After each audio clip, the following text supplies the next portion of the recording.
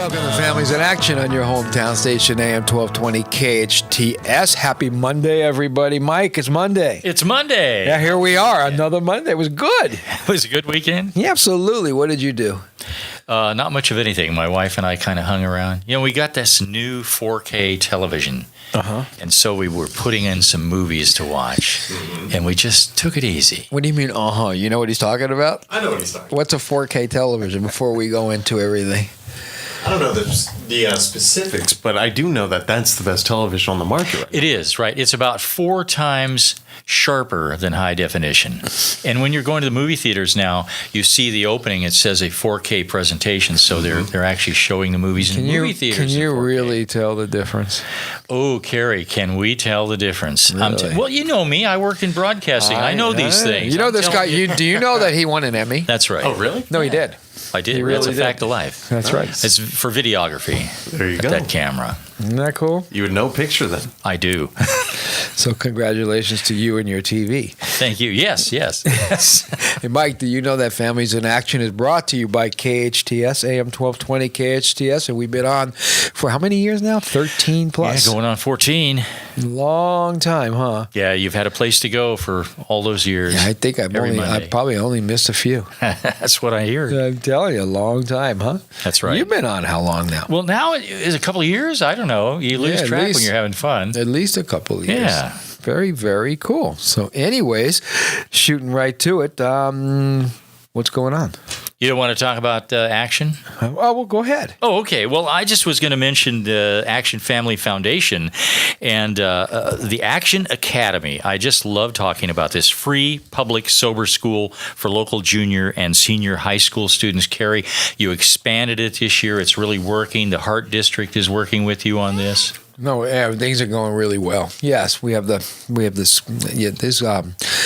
middle school and high school. So, and why don't you introduce our guest so we could just throw him in and he'll be part Okay, of we'll everything. put him in the mix, yes. That's not, yeah. Well, check We this out. usually play and we do That's all right. stuff, and then we bring the guests in. But I want you in from the start. Oh, thank you. With us today is Richard Giordano, and Richard is raised on the south side of Chicago. We won't hold so it against don't him. mess with him. Don't we mess won't hold it. We won't hold it against him. Richard has a master's degree in educational administration, doctoral degree in education from the University of Colorado, and he developed his make up crap synergistic thinking methodology while working as a high school principal. And we'll probably cool. find out what all that's about later. I'm sure. He is authored a book called Supercharge Learning: How Wacky Thinking and Sports Psychology Make It Happen. But he also happens to be an authority on marijuana and the teenage brain, a topic we've talked about a lot here on I'm not sure about that authority part, but I know some stuff about it. Okay, So he just between got you, Mike, and I, we know a lot. That there's the we're authority. going to have fun, right? So welcome, Richard. Thank you. Thank you very It's nice much. to have you here. And we were talking earlier. You drove from Colorado because you like watching the scenery outside of the car. I like to drive. I do. Yeah. Now Carl, one of the owners here, was asking you that. He said that was a long drive, and I was sitting there kind of smiling. And he asked me if I'd done anything like that, and I told him, "Well, yeah, I've driven all the way from Alaska to California and back." So yeah, Right. I did the New York thing. yeah. Yes, and Canada and all that. So yeah, Yeah, we all like so we driving, I all- guess. Yeah. Exactly. A lot of fun. Very cool. How about you? Did you drive that yet?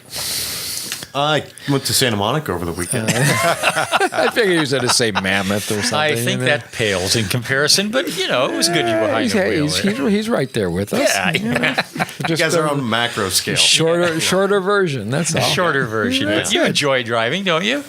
I dig it. Yeah, it clears my mind sometimes. Yeah, You know? yeah. The unfortunate thing is a lot of the other drivers on the road drive as if they got their driver's license out of a Cheerios box, and that's getting to be less and less pleasant out there. But other than that, But just not to change the subjects or anything, but I see, and just on the streets, I don't know about you guys, I'm seeing a lot more people that are intoxicated driving than ever before. I mean, I'm noticing it like crazy on the freeway. I'm seeing people. I mean, it's on the streets. It's just been really kind of crazy. So I don't know why, but I'm telling you, I'm seeing a spike in it. well, personally, just trying to get out of the park. are you seeing that, or am I crazy?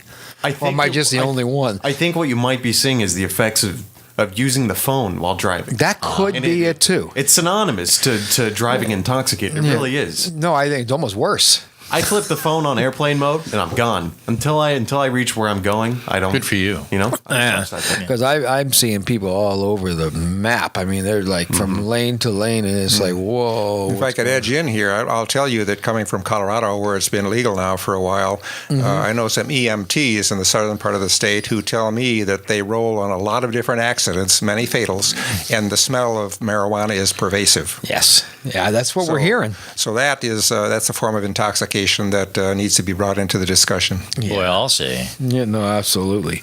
Go ahead. I've got 3 action items. Let's here, do that, Cary, and then to we'll get jump going. right into our guest. Please, Richard, jump in if you feel the move.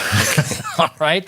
This is interesting, Cary, and we could take credit for this. I'm sure it's not because of us, but we had Mayor Smythe with us last Monday, and we were talking about the fact that although the state of California has legalized marijuana, the city of Santa Clarita is taking a 10-month moratorium where they're going to look at it and decide what they may or may not want to do along those lines. Right. And it was a great conversation, but this was interesting. Tuesday, the day following that, Los Angeles County supervisors voted unanimously to extend an existing ban on medical and recreational marijuana in unincorporated county territory, and that's 2 weeks after Santa Clarita decided to put it on hold.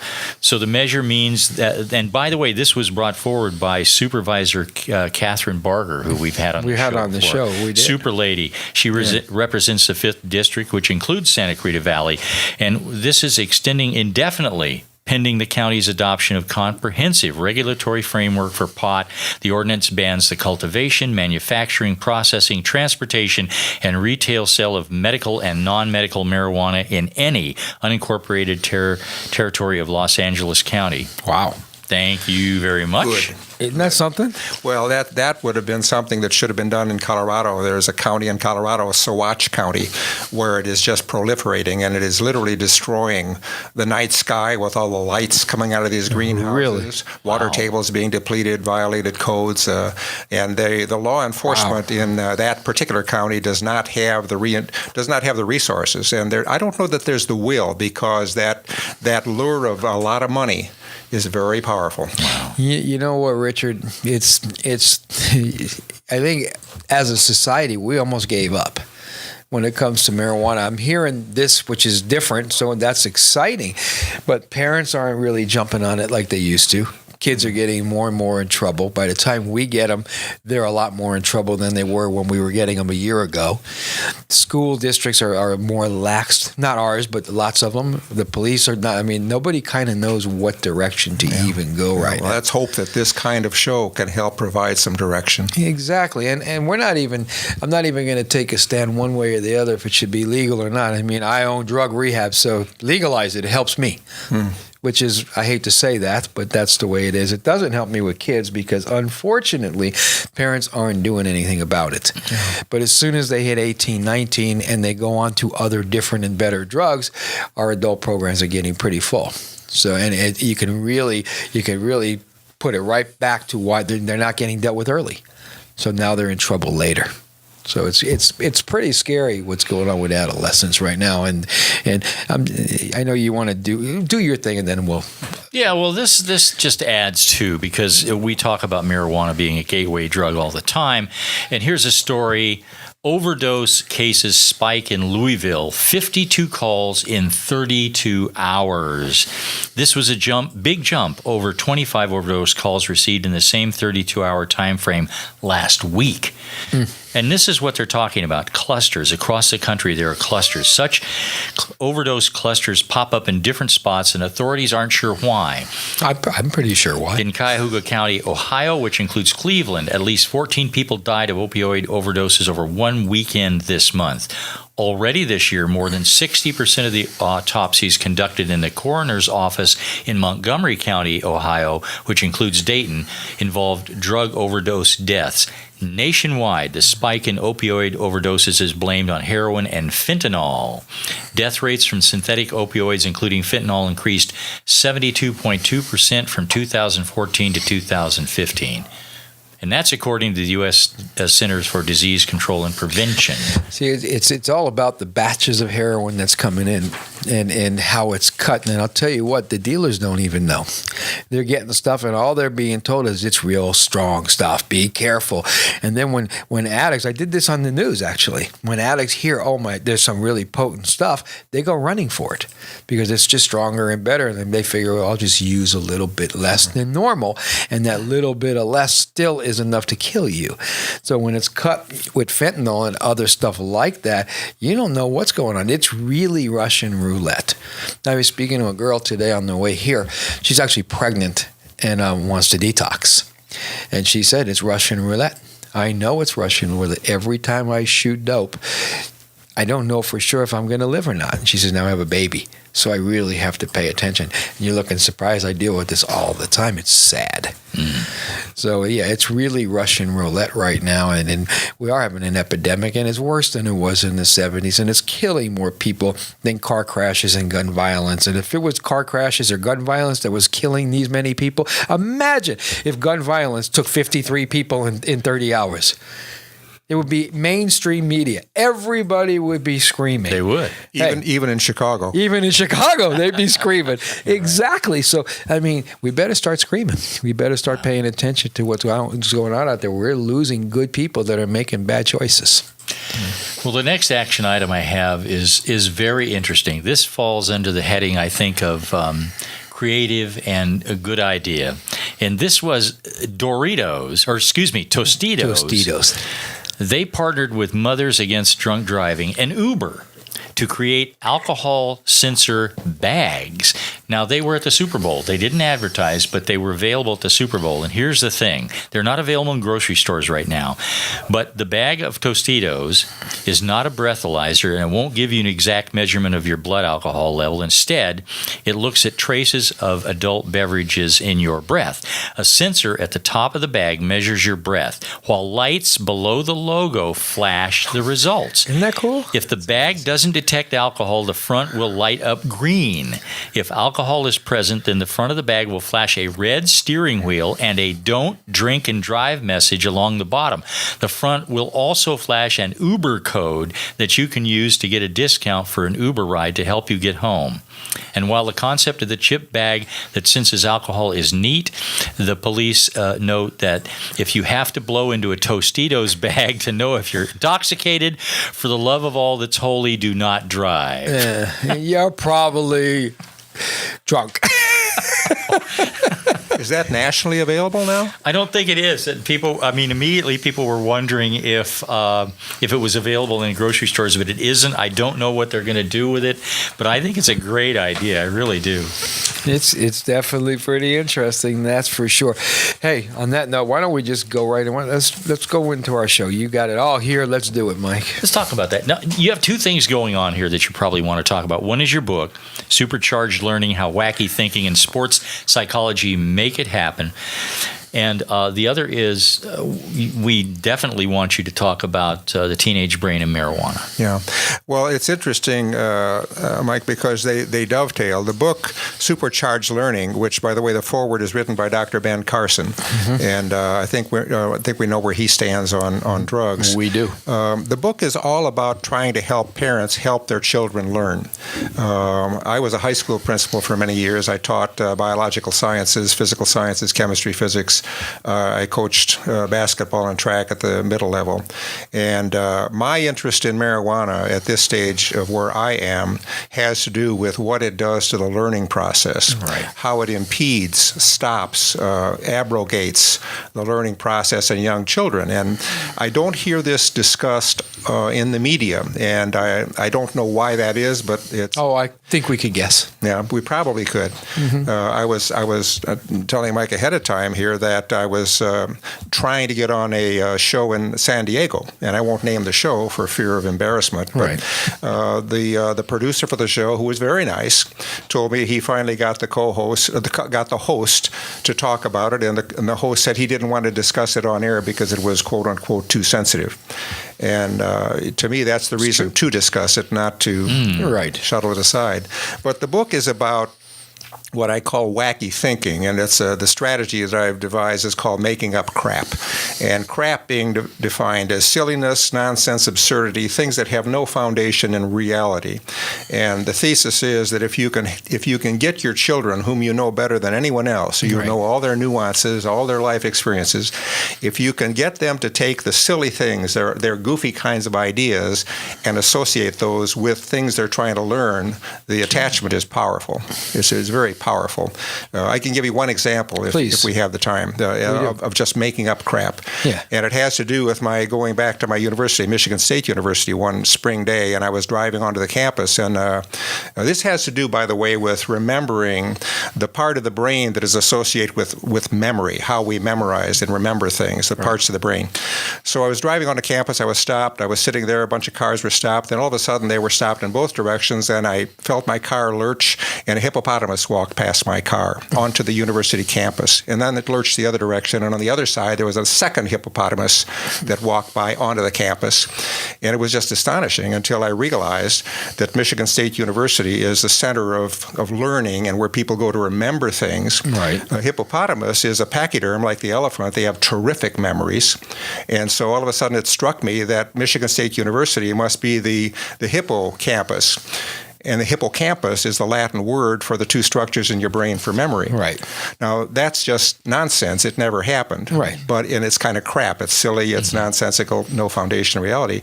But you won't forget it, nor will any of your listening audience, because of the way they learned it. And a practical application for what you're talking about is that kids freeze up when they go to take a test. That's right. And so you're saying that if they use this, they're going to have an easier time remembering. Yes. And the reason for that is fundamentally that we are not created by God as linguistic organisms, as word-oriented. We're created as physical, visual, and emotional.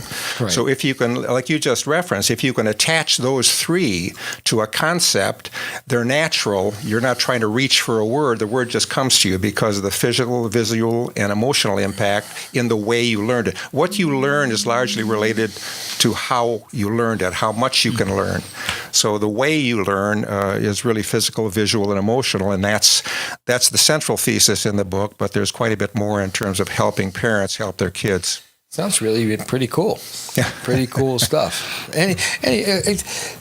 And we're talking about kids today, too. I mean, things change pretty dramatically if you think about it. I mean, years ago, the average parents, there was a mom waiting from when they come home from school. Now, if there's a mom and dad even living together, they're both at work. Yeah. The kids, the last thing they do before they go to sleep is check their social media. The first thing they do before they use the restroom when they wake up is check their social media. Then they hit school and they come home. No one's waiting for them except for social media. Mm-hmm. So parents are, and this is just for you to play with in your head too, is parents are spending between 2 and 10 minutes with 13-year-old kids up. Yeah. Parents have become surrogates almost. They're not the main players anymore. Mm-hmm. And I was kind of smiling when you said when you came home from school, because my mom was there all the time. Yours probably was. Yes. And it's just a different world. And we can bemoan that, but it is what it is. And the time that parents have to spend with their children at home, though, can be very instructive in terms of helping them learn. That's why I said this. It's so important for parents to hear this, that kids learn from you or they learn from somewhere else. That's right. And we'd sure rather they learn from home than have to fall into that other way. So, and you also just mentioned something that Cary talks about from time to time, and that is that Cary talks to a lot of youth, a lot of assemblies and such like that. And you've said time and time again, Cary, used to be when you asked kids who were the most important people in their life, it was their family. Not anymore. Now, when I say what's the most and who's the most important, it's always going to be friends. Used to be family, parents. But now it's changed dramatically. And as a society, we need to take a look at that. We need to look that we're not spending enough time with our children. And there's 3 categories of kids. Category number 1, no matter what kind of a dad you are, your kid's high risk, high maintenance, going to get himself in trouble no matter what. Really have to structure that kid. That's the smallest category. Next category, no matter what kind of a dad you are, your kids are level-headed kids. They want to be a principal or a cop or a lawyer or a doctor, and they're going to get there. The next level, the highest category, to me, I really believe this is the biggest category, is the fence sitters. They're going to do what the peer pressure takes them to do. If there's a lot of family involvement, if there's dinners and teaching and stuff like that and outings, they're not going to really want to make too many mistakes out there. Mm-hmm. Those are the kids we're losing right now because they're not spending that time with their family. Wow. They're now learning over there and they're following those kids. Wow. If I could put in one plug, part of the book title has to do with sports psychology, and there is a terrific parallel between the skills that one applies on the sports field and what are those same skills that are needed for learning. I take 7 of those ideal performance state, what are called IPS skills that athletes use, and I show how they apply to learning, and they're one-to-one. Awesome. And when we come back, we don't want to hear, we're going to take a break, but we want to hear whatever you want to tell us about that book, because now you got me completely interested in it. This is Families in Action on our hometown station, AM 1220 KHTS. We'll be right back.